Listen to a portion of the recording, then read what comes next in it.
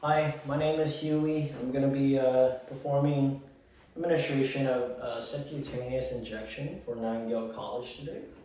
I'm going to go ahead and gather my materials before heading to my patient's room. Today I have hand sanitizer, my gloves, gauze pad with alcohol pads, a heparin, and then my syringe, 1 ml, a 25 gauge times 5/8 inch needle. I'm going to also be verifying my doctor's order in the EHR or MAR to make sure that we have the right patient, right medication, right dose, right route, right time, and the right documentation. The doctor has put in an order for 1,000 units, subcutaneous for 1 dose. On hand here, I have a vial of 10,000 units of the heparin per 10 ml.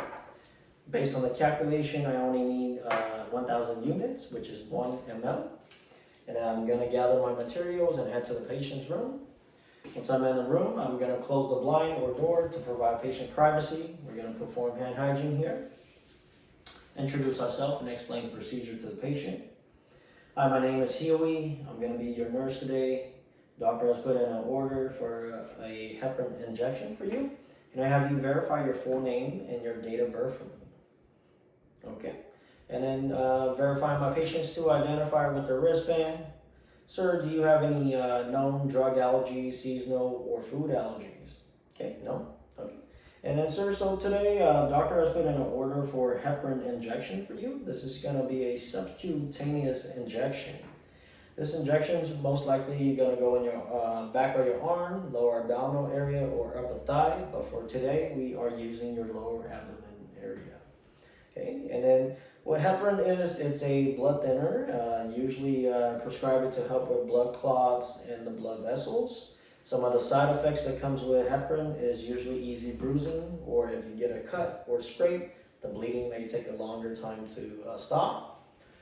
For the more serious adverse effects, it's usually blood and tarry stool, or you might see blood in your vomit. If you see any of these, do let me know immediately, okay?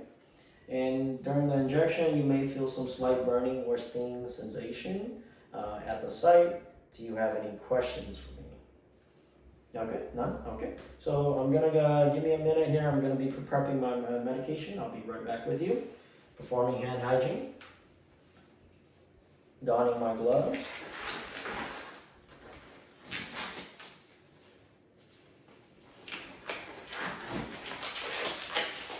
Taking my alcohol swab pad here, cleaning the top of the vial. Since we're drawing out 1 ml of the medication, we are pushing 1 ml of the air into the vial.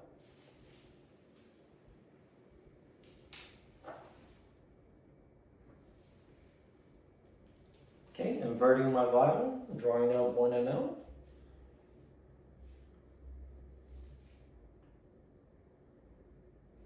Okay, and then I will be flicking my syringe to get rid of the air bubbles. Once that's completed, I will recap my needle using the scoop technique.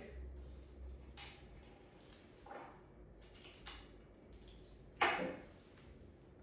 And I'll show the camera my 1 ml. Okay. And this is going to be my last check with the MAR or EHR to make sure that we have all this 6 rights. Okay, and everything looks good. We are just going to be assessing the site. Since we're using the lower abdomen, we're checking for any bruising, edema, inflammation. We're also checking for palpating for any tenderness or mass. If I notice any of those, I will definitely rotate the site to a different site. We are also measuring our needle length, and to do that, we are taking our non-dominant, pinching the area that we are using. With the cap on the needle, we are measuring to make sure that the needle is at least 1/2 of the skin fold and everything looks good. Once we have our site ready, we are going to be using our alcohol pad here, cleaning it in a circular motion from the inside to the outside, 2 inches. Okay, and then once our area is dry, we are going to be removing our cap here and pinching the area. We are holding our needle like a dart And then we are also going at a 45 to 90 degree angle. Okay, going in.